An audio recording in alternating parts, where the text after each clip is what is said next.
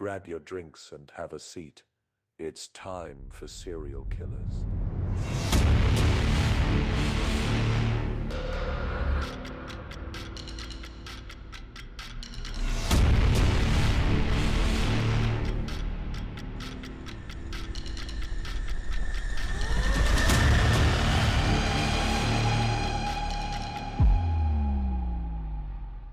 All right, and here we are. We are, and so I'm T. If you're new here, I'm T. And I'm Jay. And we like to talk about true crime things like Serial killers. Specifically serial killers. So if you thought you were getting something else, You might want to stop skip listening. to something different. So that's what we're doing. We're going to be talking about a serial killer today.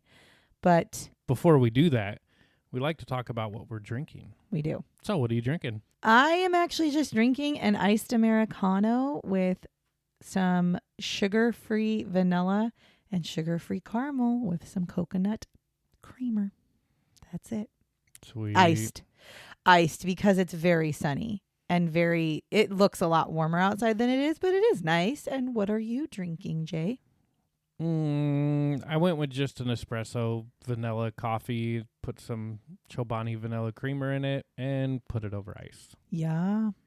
I'm Simple, smooth. And I am still sold on the Nespresso. Yeah, it was a good purchase. I will, I hate to say this, but I probably will never use the Keurig for any coffee ever unless I'm in desperate need of a coffee and I have no Nespresso pods. So I get stuck with it in my office. No, because I already said we will have only a very small amount of Keurig K-Cups, and instead we're going to use it for like the hot chocolate. They have tea, they have things like that. That's what we will use it for. Like I would almost drink tea without sugar before Keurig coffee. And for those who have listened to us, I think that tastes like dirt. I think everybody who's listened to us for a while, that should be like a thing. Oh my God, that should be one of our merch things. Yeah. Fatal blend. I don't want it to taste like dirt. Yuck. We talk about enough stuff in the dirt. We don't need our drinks in the dirt too. It does not taste like dirt. It does not. Anyways. Very earthy, a.k.a. dirt. And then let's see, any other news? We're going to be heading we're going to be heading to Seattle this week for Jay's work. It's supposed to be a nice week up there too. Yeah, I'm going to be doing my research in the hotel room, just like when we used to go to California, but now he goes to Seattle for work. And so we're going to be doing that. And then in a couple of weeks, we're going to be at Disneyland. Yes, we are. And maybe we'll Maybe we'll record a podcast while we're there. I don't know. We'll see if we pack the stuff or we'll see if we pre-record before we go. Listen, I would love to record. Those are late nights. I was going to say, I love to record at Disneyland, like afterwards, but we're old.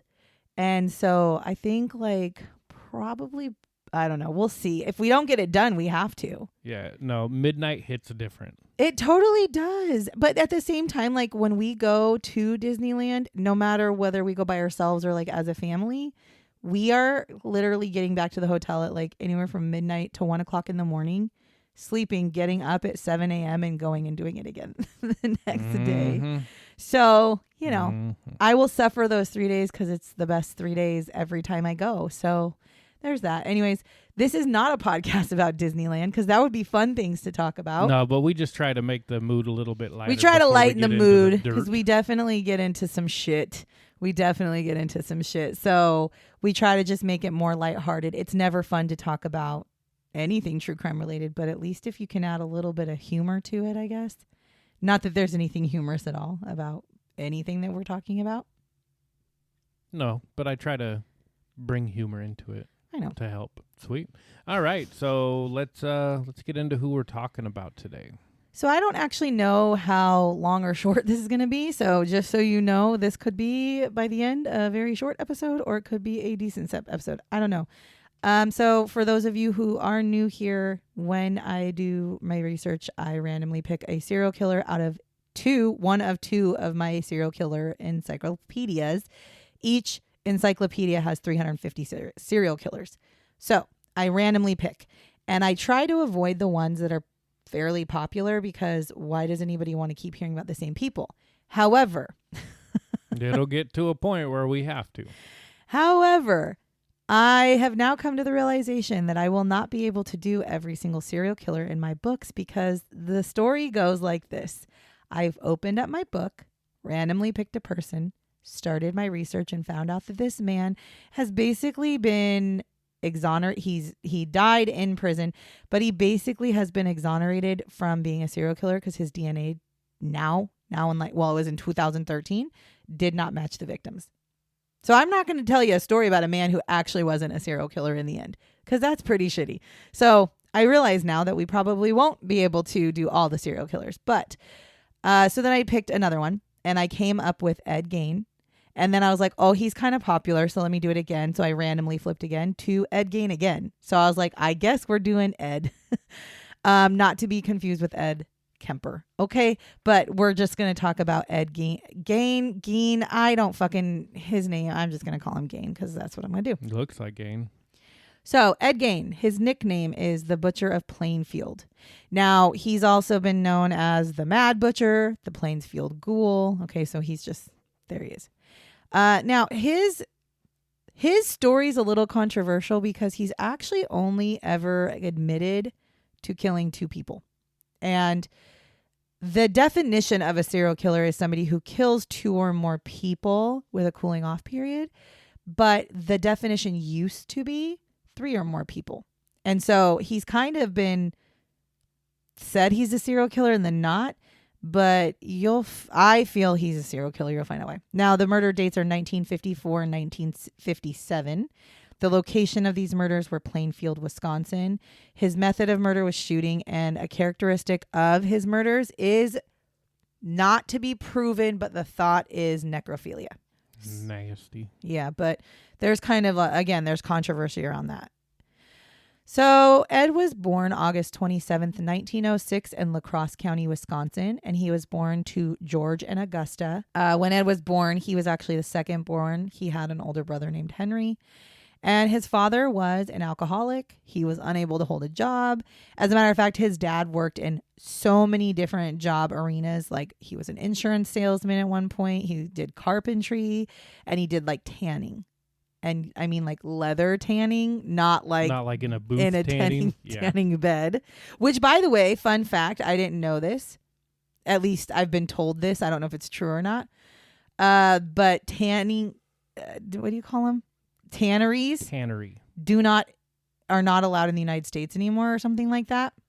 Yeah, I think if there is any left, it's very few, but it's because of the chemicals that they use. Right. It's not very environmentally safe. So, right, and it's probably not healthy for the people doing it either. Right. So I don't believe... I mean, if there is, it's very few. Very few, and it's probably like the super small, like the smallest thing. But think about back in the 1900s. There was probably a lot of tanneries. And then at one point, his dad even owned a grocery store. And I swear on everybody in the early 1900s, I swear 1900s, in the early 1900s, I feel like everybody owned some sort of small grocery store or something. Like how'd you buy a grocery store? I don't know. Because now getting a grocery store is like millions of dollars. Anyways. So George actually ends up selling the grocery store, and this is when he moves his family to Plainfield, Wisconsin. So he, for whatever reason, moves. Now his parents actually wanted their family to live in isolation. So they lived in like an area that was not off the grid, but was a little isolated, right? So much so that if anytime someone would try to come to the house to approach Ed or Henry to want to maybe play with them, like little kids or whatever, the mother would chase them off. Augusta would chase them off, tell them to leave. In public, she wouldn't let her kids talk to anybody. So it was just, they didn't want their children to They didn't like people. I guess. Listen, I don't like people either, but I've never kept my children from having friends. Now, Augusta was a devout Lutheran, and she actually would preach to her children about how immoral the world was. So she would, which again comes into the isolation thing. She didn't like the world, so she didn't want her kids to be tainted by it. Yeah, there you go, tainted. So this included things like she was tell them that alcohol is evil, which I actually understand since her husband is an alcoholic. Yep. I can Look understand. At what it does to your father. Yeah, I can understand her thinking alcohol is evil. She also would share with them the belief that women were instruments of the devil, including prostitutes, and how women would use their bodies to get things that they wanted. And so women were the devil's work. Obviously, she was not a feminist. No. Then she would also spend the afternoons repeating verses from the Bible to her sons, specifically the ones that mentioned murder, divine retribution, and death. So think for 1 second before we continue. That into your brain. Yeah. Since you were a child, you've been basically told the world is evil and women in particular are evil. And you don't let anybody you don't socialize your kids at all. Your kids are going to turn out a little hinky. Yep. Odds are pretty good. So Ed and Henry were allowed to leave the house on one occasion, and that was for school. So they were allowed to leave just to go to school, and that was it. Now, he was described by his classmates and teachers as a shy kid who had strange mannerisms. Like he would randomly laugh, like out loud. And they said that it was as if he were laughing at his own jokes. Like he was telling himself in his head his own jokes, and then he would just like hysterically laugh out loud. I've done that. He was also, of course you have. I mean, sometimes shit's funny. He also was bullied because, well, first of all, people thought he was a little peculiar. Because kids are mean. Kids are fucking mean. And he also had a lazy eye and he had a speech impediment. So he was automatically deemed as like the ones that people make fun of, which is fucking rude. I'm not going to lie. That bothers me. So I don't like Ed Gein, but by God, between his fucking home life and his school life, no wonder he turned out the way he did. So then in 1940, Ed's dad actually dies from heart failure. It actually was believed that the heart failure was actually due to his excessive drinking, by the way. So Ed and his brother end up finding odd jobs to kind of help make ends meet to save their family farm so that the mom and the two boys could like live there. Now, Ed becomes really close to his mom, like a very unhealthy relationship. I'm not saying like sexual or anything. I'm saying literally his mom. He took mama's boy to a whole nother level. And his brother actually was worried about it because he was like, God, like you are like attached to her in the most fucking weird way. So his brother would actually continually talk bad about his mom to his brother. Like he would say bad things. And every time he would, it would bother Ed tremendously. Like he would get hurt, like he'd cry about it. He would get angry. He would be very offended over things that he was saying, like that Henry was saying about his mother. Then in May of 1944, Ed and Henry were out burning like marsh vegetation on their farm, you know, as you do. You burn it down. You got a little burn pile. Well, the fire actually becomes uncontrolled and the fire department has to come to help put out the fire. So they put out the fire. Everything's good. And then Ed tells the fire department, I don't know where my brother is. He's like missing. Like we were out here doing the vegetation on the farm. And then the fire got out of control. You guys showed up, you put it out, and I don't know where he is. So it's dark at this point now. And so they were like, okay, well, let's get a search party because what if he got injured by the fire, right? So a search party begins. They're all carrying like lanterns and they're walking through like the farm area looking for Henry. And he is actually found, but he is found lying face down on the ground. And so the initial thought is that he had actually been dead for quite a while because they look at him and they're like, this doesn't look like somebody that just died. Weird. He's a little rigor mortis. According to them, the people who, I guess, looked at him, they were like, yeah, there wasn't really any injuries to his body. So we actually think he also died of like heart failure since, you know, the dad did. Oh, no, I'm sorry, not heart failure. They thought he died of asphyxiation, which if you think, because he wasn't, the other thing is he was not burned. There was no burn. So the fire is not what killed him. But however, I was just going to say the smoke could have killed him. But if you thought he was dead for a while, the smoke did not kill him because then he was dead for a while. But again, there was no signs of injury on his body. And so they were like, yeah, like maybe the smoke killed him or maybe he died of something like what his dad did. Or Ed got rid of him. Now, not too long after his brother's death, Ed's mother also suffers a serious stroke. And Ed became her caregiver. So he literally would he didn't work anymore really, and he just basically took care of his mother. Now, in December of 1945, she actually ends up suffering a second stroke and she dies. Now, he continues at that point to do odd jobs just so that he can keep his farm.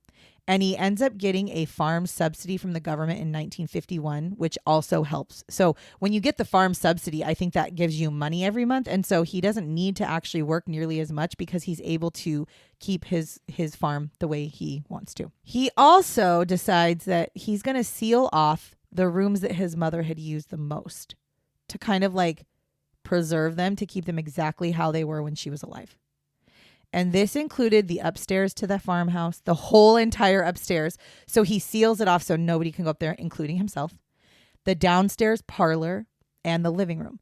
Basically, what was left of the house that he lived in was like the kitchen and a small room off the kitchen. That's all that's what he lived in. Not huge, but in this big farmhouse. Yeah. That's all he lived in. Because he didn't want to disturb anything, so he just went with the bare minimum. Right. And they actually, when they eventually go and look in his house, they even talk about how like they have pictures of what each room looked like that was sealed off. It was like pristinely clean, and it was exactly how his mother had left it. Which is interesting, because if it was sealed off, like there's still dust and shit like that in the air. So if it might have been dusty, but I mean, did he go in and clean? I don't think he sealed it off as in like put up a fucking wooden thing. I think he would not allow himself or anybody else to go in those areas. Now, the rest of the house, again, that he lived in, which was literally just like 2 rooms, was fucking disgusting. Like hoarder style, not garbage, but items and things everywhere. And it was very cluttered. Like of course it was, because he was one person living in tiny room in a kitchen. Yeah. Now, he also lived alone. And he really never went out. People didn't really see him go do anything. He didn't really have to work anymore. And so he just kind of became a recluse. Well, he ends up finding out that he ends up finding to pass the time that he's going to read magazines. And I'm talking like, you guys have to remember, this is like the 1950s. Like the magazines were a little different. It's not like a fucking Good Housekeeping or whatever. It's not like that. They had like magazines that were like storytelling magazines, like books, right?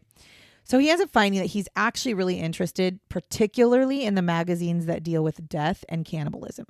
So this is just what he's reading. He literally sits at home and looks through and reads these magazines. Now, November 16th, 1957, Bernice Warden, who was the owner of the Plainfield hardware store, she goes missing.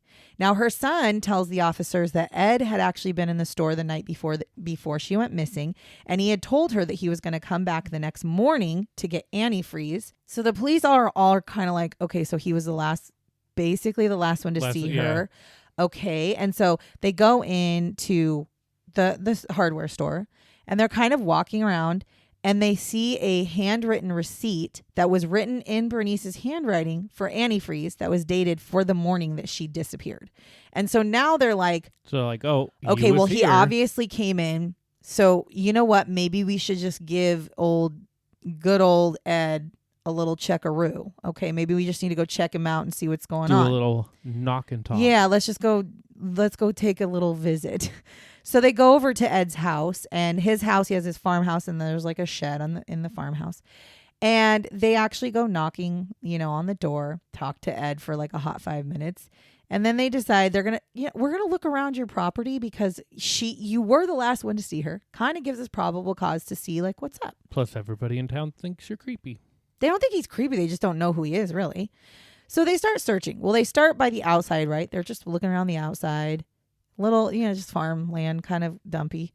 They go to the shed, and they start looking through the shed, and inside the shed they find Bernice's body, and it's hung up like an animal. She's been decapitated, and she was hung up using a crossbar at her ankles and ropes on her wrists, and she's hung upside down like you would drain a deer, right? So they find this body. Also, what did you just say? To drain her. But what did you say? Didn't you say? Oh, wait. Did you say like a deer? No, I said like a deer. Damn it. Because it was reported that she had been dressed up like a deer. I thought you had said, for some reason, I thought you said like a deer. I was like, no, oh, fancy. I don't know. At that point, it's kind of like you knew the story ahead of time. It's like, whoops. Now, her body had been mutilated after her death, so plus side is she died before all this shit happened to her. And her cause of death was actually a gunshot from a .22 caliber rifle. This point, they're like, Eddie, hey, Mr. Eddie. Explain this. I think we need to put you in some handcuffs. And while we're doing that, we'd like to search the rest of your house because this is a little fucking weird. So the police go on and they actually go into his home and they are fucking baffled by what they find inside of his house. Again, they already find that like majority of the house is perfectly clean, pristine, not touched. And then there's 2 rooms in the house that are just fucking trash. Not trash, but just full of stuff. Yeah. Here is what they actually find that they use to charge him with charges. They find whole human bones and fragments. They find a wastebasket made of human skin. They find human skin covering several chairs, like for upholstery. They find skulls on his bedpost. Female skulls, some of them with the tops sawed off of them. Bowls made from human skin, or human skulls. A corset made from a female torso skinned from the shoulders to the waist. Leggings that were made from human leg skin. Masks that were made from the skin of female heads. Mary Hogan's face mask. They say it's face mask, but it's her face in a mask form in a bag of a woman named Mary Hogan. They also find Mary Hogan's skull in a box. They find Bernice Warden's entire head in a burlap sack. They find Bernice Warden's heart in a plastic bag in front of Ed's stove, like pot-bellied stove. Okay. Like he's going to cook? Like he's going to cook. I should have given a warning before I gave this list. Yeah, it's pretty gruesome.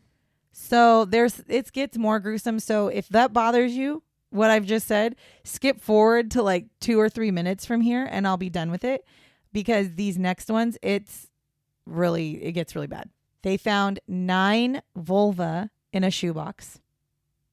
They have found a young girl's dress and the vulva of 2 females who are about 15 years old. A belt made from female nipples. Jesus Christ, a nipple belt? Can't even imagine. 4 noses. A pair of lips on a window shade drawstring. Could you imagine that's how you turn your light on? Or close your windows?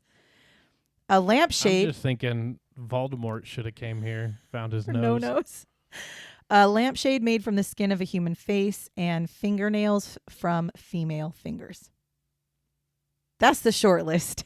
It's got to smell so bad in there. Okay, that's the short list of what they found in his house. At this point, they're like, you're coming with us. Ed, you're not making it. You're not escaping this fella. And so they arrest him on November 17th, 1957. Now, while he was being questioned, he actually admits to making multiple nighttime visits to the cemetery and that he would actually dig up bodies of recently buried people.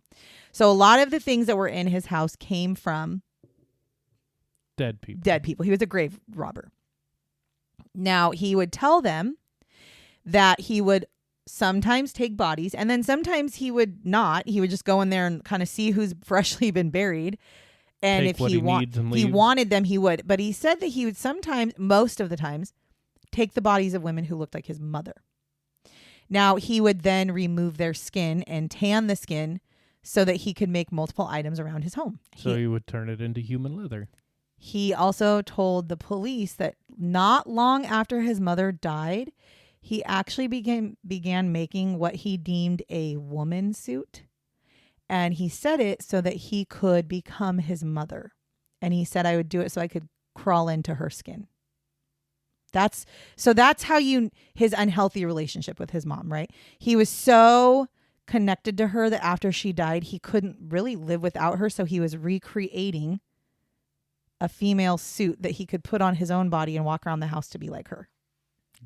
He also denied, because they had talked to him about necrophilia, because they had actually accused him of this. And he actually said, no, I would never do that because those bodies smelled really bad. Like I had no desire to sexually do anything with these bodies. However, he is still deemed as having as he is still deemed as somebody who partook in necrophilia, because I did not know this until I was researching it. Yes, necrophilia is typically the pleasure of a sexual act with a deceased having a body. relationship with a dead person. Not a relationship. Like a physical relationship. That's what I'm Sexual saying. relationship. Yeah. But under necrophilia, the umbrella of necrophilia, it's also things like collecting skin, collecting bones and that kind of stuff, and using them for your own purposes. So he's still considered under necrophilia because even though he may not have sexually had any sexual things with them, he still was collecting bodies, and I mean he used them for like everyday things. I even saw pictures. So if you want to look, you can actually look up, there's a whole thing that's pictures of his house, and like they were showing like one of the seats, like the chairs, and then I'm not gonna lie, I wouldn't have known it was human. It looked just like leather, like a leather seat cover. So a lot of the things that he made, they actually looked like they were really leather. Now, what about like if you kept like baby teeth or umbilical cord or anything creepy like that? No, because they didn't die. Now, if you were doing that after death, maybe. He also did confess to killing a woman named Mary Hogan, which I already told you they found her face anyways. Now, she was the owner of a bar that disappeared in 1954. Now, he did claim that he did not remember any of the details of her murder, though, but he was the one that killed her. Obviously, he had her face. Like, he obviously killed her. She disappeared. He didn't dig her up from a fucking grave. Obviously, he just doesn't remember the details of it. Now, it was also stated that apparently, while being interrogated by Sheriff Art Schley, who is the one who, arrested him, brought him in, he was assaulted. I guess the sheriff banged his head and face into a brick wall. That's how they did shit back then. Which led to his confession being inadmissible in court. Of course. And many people who actually knew the sheriff said that he was traumatized by what he saw in Ed's house so much for the rest of his life. Oh, 100%. Anybody who went in there and saw that would be traumatized. Like, right. How could Which you is not? Probably why he beat the shit out of him. But, what you going to do? So Ed ends up going to trial on November 21st, 1957. And he is actually charged with first-degree murder, and he pleads not guilty by reason of insanity. At that point, he was assessed, and he was actually then diagnosed with schizophrenia and mental incompetence, and he was unfit to stand trial. So he was sent to a mental hospital for the criminally insane. Then in 1968, so this is 11 years later, on November 7th of 1968, he went to trial. He was found to be able to go to trial now. So 11 years later, he's able to go to trial. And his trial lasted 1 week. And his defense had actually requested that there be no jury either, which is a weird thing, but okay. On November 14th, he is found guilty and sentenced to spend the rest of his life in a mental hospital for the murder of the two women. Now, on July 26th, 1984, Ed Gein dies from complications of lung cancer. So he lived until 1984. He was born in 1906. Yeah, he was born in 1906. So he lived to be like 70-something years old in a mental institute. But okay. Be so for real though. I feel like that's justified. No, I think I feel like that was justified. He never was out into the exactly. community again. He never got out into the community. He obviously was suffering from something very severely mentally wrong. Do I think he deserved to die for it? No, because he was very, very mentally fucked up. And they recognize that. And he spent his entire life after the murders in a mental hospital that is for the criminally insane. Probably was medicated as shit, so was just not but really that's what I'm living saying. a life. But that's what I'm saying is it's like not every person, this is a weird way to say it, but not every person who does things like this, in my mind, they deserve consequences.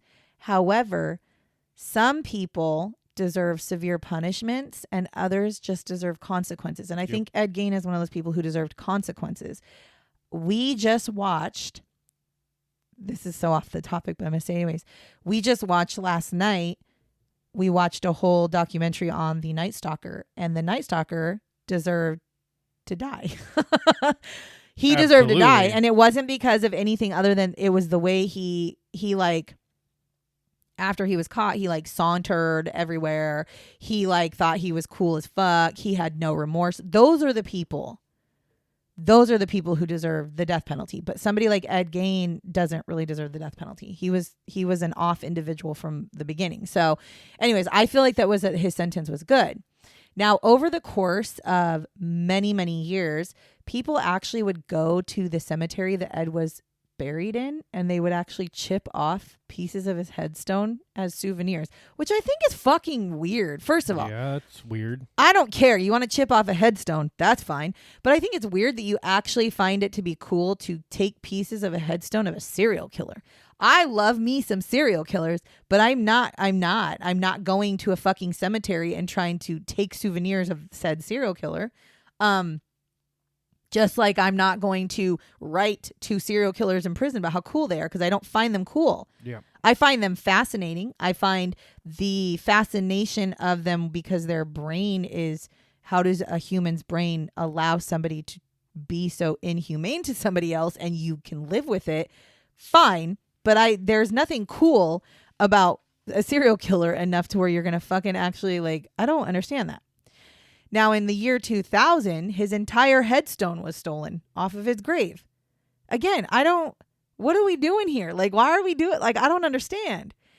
Why are we, what would you call that? It's not, and idolized. Why is this guy idolized so much that you're wanting to steal his fucking headstone? Well, and I'm trying to figure out, like, what did he do that you're, like, so fascinated with? Is it the whole skin thing? Because that's just fucking weird. Right. I don't understand it. I will never understand it, because to me, I do. I think it's very interesting, like, how somebody could live their life in that home, in that tiny area with these dead people, digging up digging up people that have passed away and then using their body or their skin or whatever.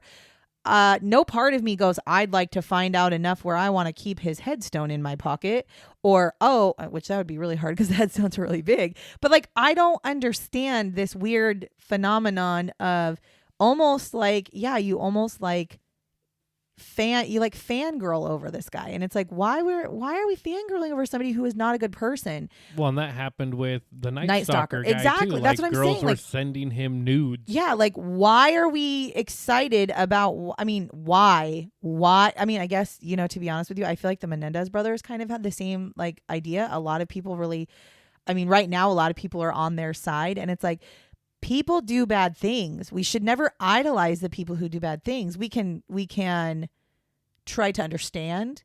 We can, try to reason, but we should never be sitting there going, oh my God, that's so cool. When we went to the crime museum, the Alcatraz East, in no point, it was the coolest thing, but in no point was I like, oh my God. Like, I was going, oh my God, because I was like, holy cow, they have like Manson's shoes and they have Dahmer's glasses, and those are really cool. But it wasn't like, oh, this person.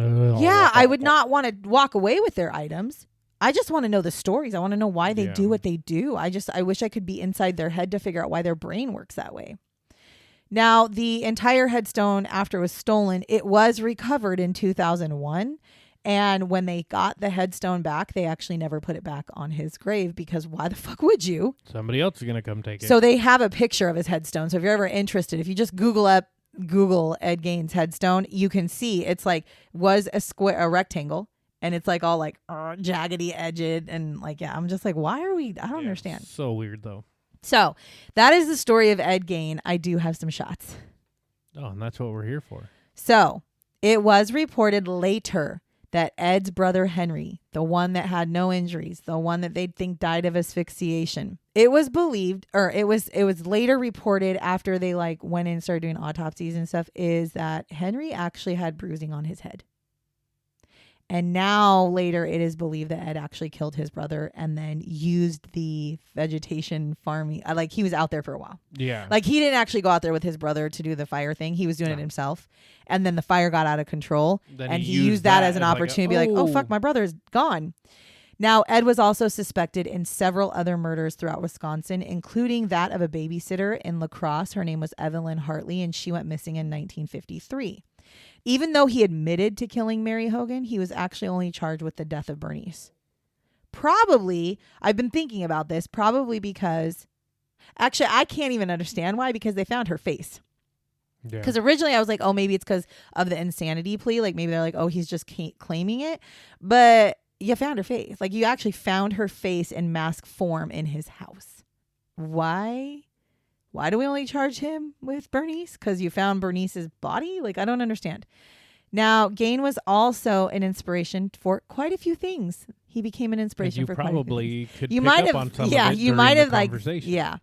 So first, he was actually the inspiration for Norman Bates, the main character in Psycho. I've never seen Psycho. I know you have, but I'm assuming it has to do with his connection with his mother. Yep. Okay. The idolization of his mother. Okay. Now, Leatherface from the Texas Chainsaw Massacre was loosely based on Ed Gein, which you can completely understand because I have seen one Texas Chainsaw Massacre, and in that one he does have an actual face or a mask made up of people's skin. So I can totally see how he's loosely based off Ed Gein. And then I've never seen Silence of the Lambs or read it, but there's a character named Buffalo Bill. He's the antagonist in Silence of the Lambs. He's also based on Ed Gein. Which that one I was trying to figure out how to tie those together. I'm not really sure. I don't know who it is, so I couldn't. I don't know what his. I don't know. Now, psychologists also did state that the people he murdered, they would have only been women that looked like his mother, because that he had such an obsession with his mom that the psychologist said if there are other women out there who looked like his mother and went missing. Most likely he killed them. Now, although Ed has only admitted to killing 2 women, they did find a total of over 40 bodies in his home. That he said he dug up from grave sites. So to me, I find it really hard to believe that he collected 40 bodies from graves and nobody ever reported the bodies missing. Right. I find it very hard to believe that he just went to a fucking graveyard every other night, dug up a total of 40 bodies over the years, and nobody said like, hey, we have a problem. Yeah. These bodies keep disappearing. There's no fucking, you can't sell me on that. The other thing is there were the 2 15-year-old females, right? So the problem with the 2 15-year-old female items that they found is that those 2 15-year-old females weren't in graveyards. They actually were reporting missing. He is suspected of killing them because there were 2 15-year-old girls who had been reported missing, never been found, and all of a sudden there's 2 no body, not been found. I got him out of a grave. Exactly. So a grave that you dug, motherfucker. That's why for him, he is considered a serial killer because he for sure killed 2 people, but they definitely think there's more. And the other part of it for me is his mom died. His mom died in 1945. Okay. And his murders supposedly happened in 1954 and 1957. To me, he was so fucking attached to his mother. It is very hard for me to believe that he waited 9 years. Yeah. Yeah. No way. Very hard to believe. So, and again, he had all kinds of issues. So, anyways, this Ed Gein thing, I actually knew who Ed Gein was. I knew actually that he was loosely based for Leatherface. That's how I knew who he was. I knew about the Texas Chainsaw Massacre stuff.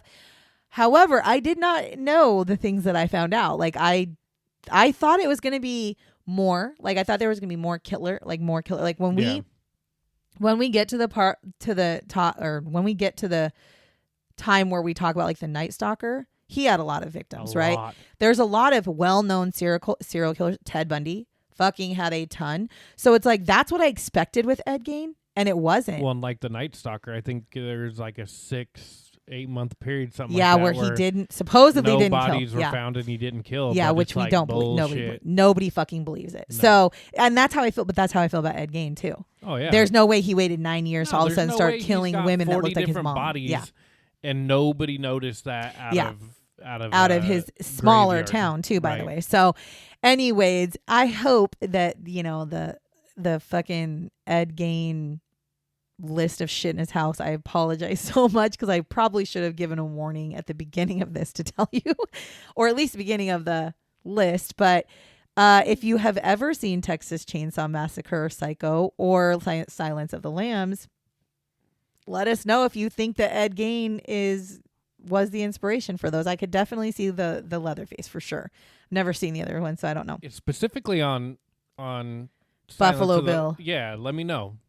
I am curious because I looked up who Buffalo Bill is. He is a character in Silence of the Lambs, but I kept thinking like Hannibal Lecter, but no. He's the one that eats people, right? Yeah. So obviously that's not him. So I was like, I don't know who Buffalo Bill is. I've never seen Silence of the Lambs. I don't want to see Silence of the Lambs. And I know when you thought of Buffalo Bill, you were thinking, "Hey, shooter!" Yeah, like I the was. Western. Yeah, I was. I was like, "What? How does this happen? What?"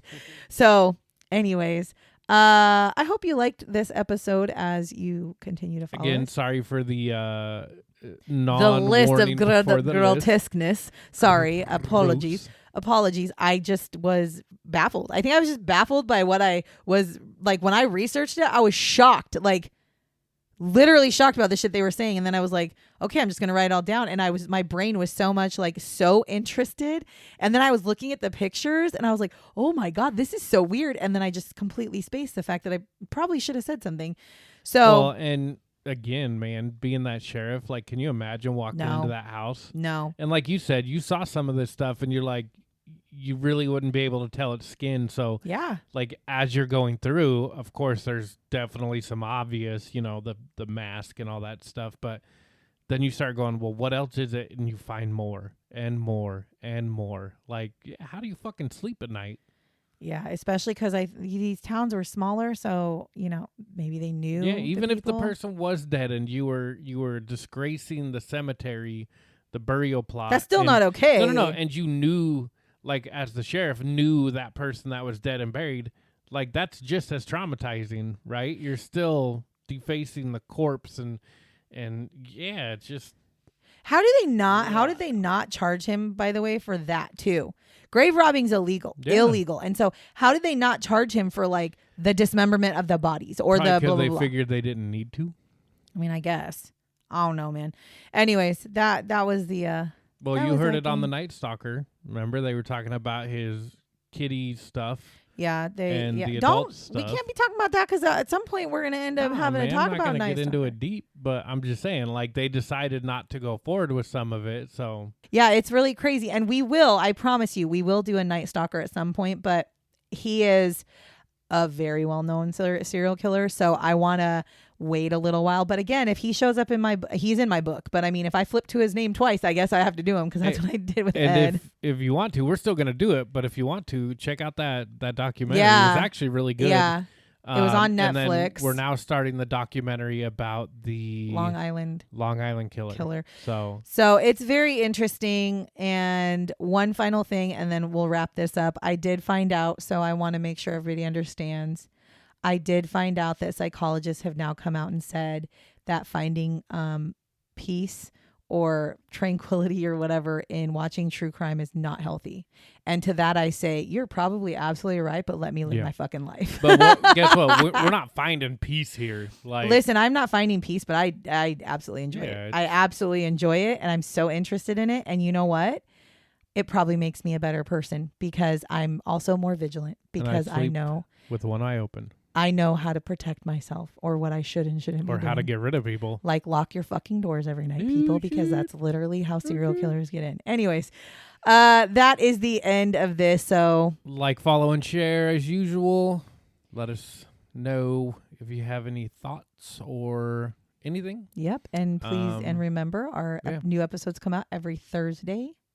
And I think... Share. That's it. So you heard the man. Share. And on that note, I am going to say goodbye. Yep. And that's where I'll follow it up with the whole bye-bye. Remember to lock your doors and bar your windows. Until next time.